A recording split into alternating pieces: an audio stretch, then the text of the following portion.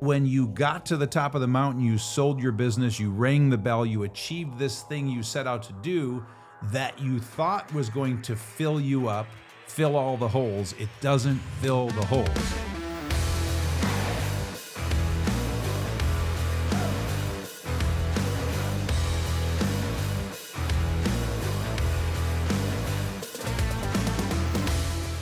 Hello, everyone. My name is Rob Dube, and I am here with, what's your name again? Gino Wickman. Gino Yes, Wickman. Gino Wickman. That's it. How you doing? Great. How are you, my friend? I'm good.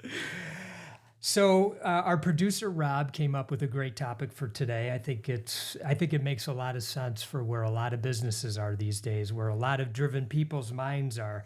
So we call it Beyond the Exit. What happens to you when you sell or exit your business? And so what happened was Rob and I were on a call with the Exit Planning Institute. And they shared with us that a large number of entrepreneurs and business owners are entering into a time where they will be at an age where they will have to sell or exit their company. And this is going to happen in record numbers. So it creates an interesting time for driven people to really reflect. So, exiting a business isn't all it seems on the surface, meaning there's a financial piece to it. And a lot of people, I think about that aspect to it. But you and I have experienced that part firsthand, and there's more to it, though. There's like an emotional part to it, that things are coming up, like identity, your purpose, and what comes after all this. Like, you've been running a company day to day for years, and now it's not there. And I hear all too often, golf gets boring pretty quick if you're a golfer, which I'm not. But I also want to talk, Gino, just to get your wheels turning, about these driven leaders who've been alongside the founder, building and running the business with that person each and every day, just grinding it out. And their lives are deeply impacted by this as well.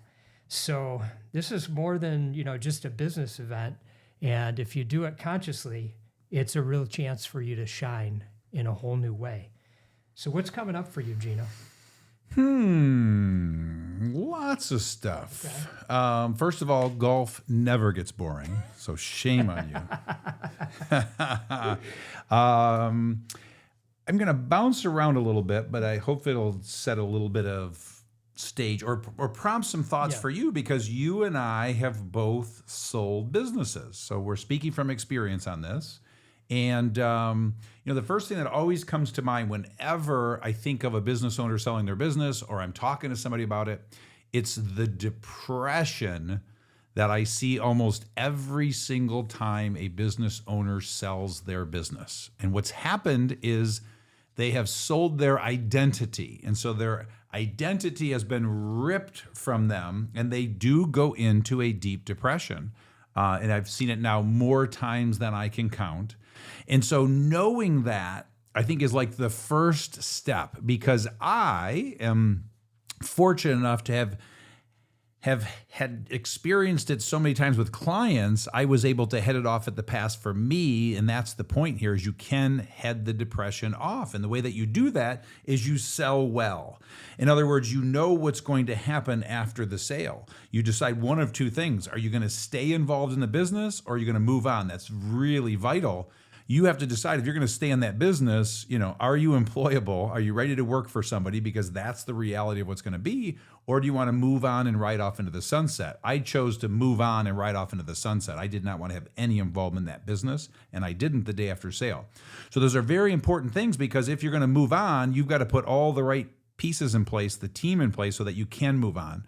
Most owners are stuck in their business because they have no one else to replace them. And so if they sell, they're stuck being in the business for 1, 2, 3, 5 years on contracts that they don't enjoy, want, or love. So I'll start there, see what that prompts for you, and then I'll just kind of work down my list here with some thoughts. Two things are coming up for me. First, I didn't sell well, I don't believe. So I want to share that experience. I was 32 years old. We got a nice offer, my business partner and I, and so we went down the road. We ended up selling it, but we agreed to work for them for 3 years. I didn't give enough thought to the idea that I am unemployable. I thought I could work through this. I get along with people, et cetera. But it was a public company, huge company. And I was like a fish out of water. It made no sense. I knew right away. I was like, this is a disaster. And I knew I had 3 years ahead of me of this. So that was painful. The other thing was, it was like, okay, what now once I realized that, then it was like, well, now what am I going to do when this 3 years is up? How am I going to make a living? I mean, I didn't make enough money to retire. So what's going to happen here now?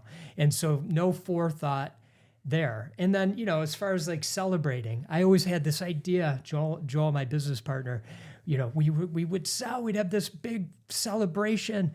So what we ended up doing is the day we closed, we signed the paper because there was no electronic documents back then. And we went to a restaurant to celebrate. Joel was sick and we were sitting there and it was raining. It was freezing out. And we were both just like, it was so anticlimactic. I can't even tell you. It was like, I don't know. It was perfect for us. So, I wanted to share that because I didn't feel like I gave enough thought to it. And this is the part I really want to hear from you on is the team. What about the impact on the team? We took virtually no consideration into that. We thought they'll still have their jobs. That was important to us, and hopefully some opportunity to grow with this larger company. But how would this impact them emotionally? Totally did not think about that. And when we shared with them the news, they were not happy. So what comes up for you with all that? So I'm going to hit a couple things before we get to the team, because you prompted a few other thoughts that I want to make sure are clear. First of all, I did a full riff episode on selling well. Okay. And so I want to be careful not to repeat a lot of that. So please go back and listen to that episode. It's very robust, and it gets into specifically what I did and some of the things we'll touch on.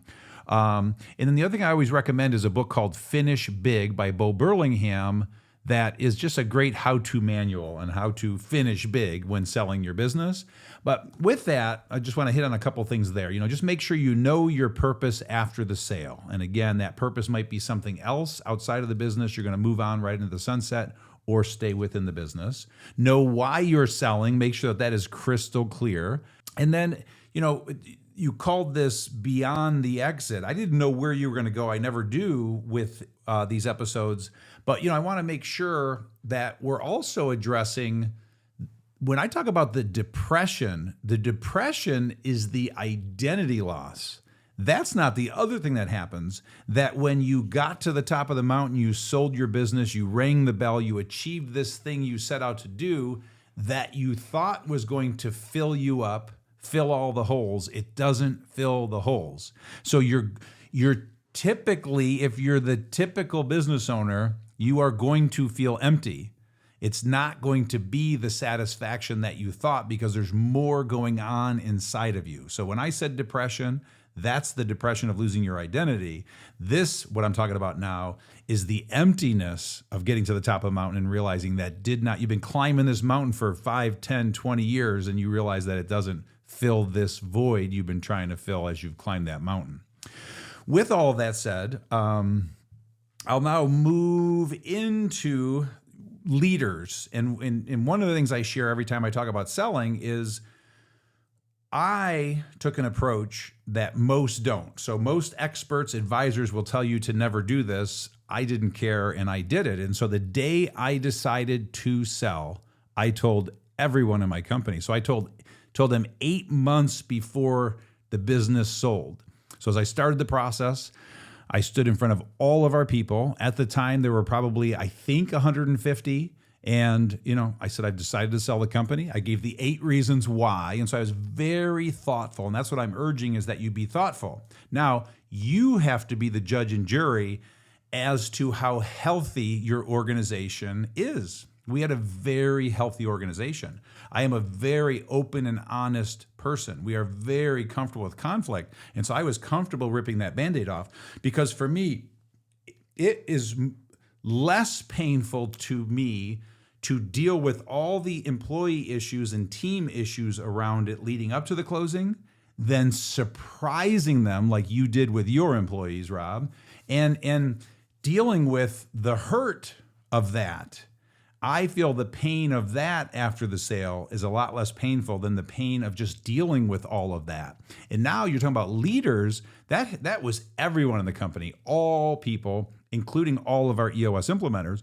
When you talk about your leaders, I think the beauty of them knowing as well is you can have great conversations about who wants to stick around. Yes, you run a risk of them running for the hills. But again, you have to decide how healthy of an organization you built, how passionate they are about your cause. All of my leadership team was very passionate about the cause.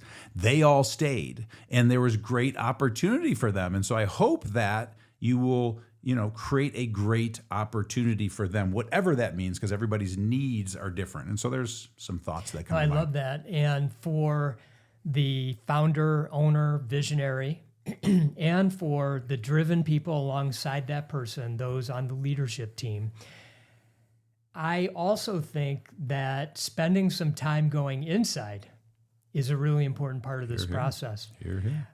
Your ego has been driving you for a long time, whether it's your titles or control or achievement, whatever it is, recognition, all those things.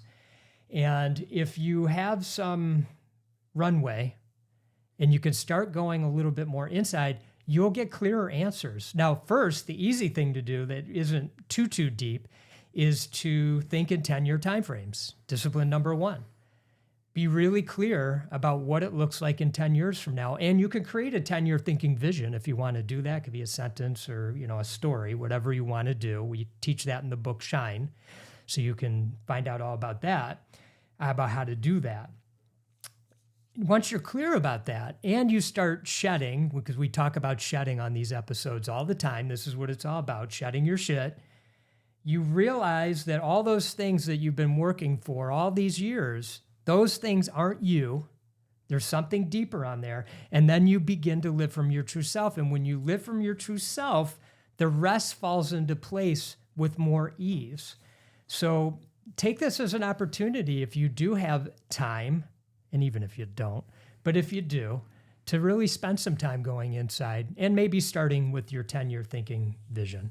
Anything coming up for you, Gino? Yeah, a couple thoughts. And again, I shared this in that episode, so I'm going to give the high level on this, but what I urge you to do is what I did, and that is, the first thing I did very early on was listed the 8 reasons why I'm selling. I love that. Yeah, and so that's what I was able to tell those 150 people the day I decided. Again, it was within a month of deciding, but I was able to articulate why and then gave them the opportunity to ask questions about why that one, why number 7, why. And so it was great conversation. So come up with your reasons to do a checkup on yourself and your soul that this is the right thing to do, because some of you shouldn't sell. Most of you should. Eventually, you're going to transition your business. It just might be too early. And I urge a 5-year timeline when you're going to sell your business. It's a little conservative. Most people do it in less, but for what that's worth. The second thing is to find the right buyer. So I was fanatical about making sure I found the right buyer. So same thing, a bullet point list of what I deemed to be the right buyer. And that just kept me honest as we went through the process of going from 100 interested parties down to 20, down to 10, down to the final 5. It just really helped me kind of stay honest with myself. So there's some thoughts that come to mind. And I keep thinking about the leadership team. And, say you're a driven person on a leadership team right now, and you have no clue. You're the head of operations, and you're not sure. You know better than I. I want to say, talk to the founder. Ask them what their intentions are for the future. Do we ever see ourselves selling this thing? Is that appropriate? I don't think a head of operations has ever asked me that question. So I can't speak from experience. Head of sales, head of marketing, head of ops, head of finance. None of them have ever asked, hey, how do I talk to my owner about that? So I can't speak from experience. Yeah. So I'd have to make something up. All I can tell you is the flip side of that. If you're an owner, be open and honest with your people. And very frankly, I never intended to sell. So somebody just approached us, made an offer, that got my attention, that got me thinking. But as soon as I started thinking that way, I let them know that. And again, 1 month before that, if they asked, my answer would have been, I have no intention of selling. Yeah. So things change, but I was just always very open and honest with them. Well, my hope, and every culture is different, but my hope is that, you all can create a culture, whether you're on a leadership team or whether you're leading the team as the owner, as the visionary, where you're transparent at all times. You're clear, open, and honest with each other, because then what you can do is potentially work together on what the right thing is and find a good space for everybody, because, an exit can create uncertainty for people. It can create fear.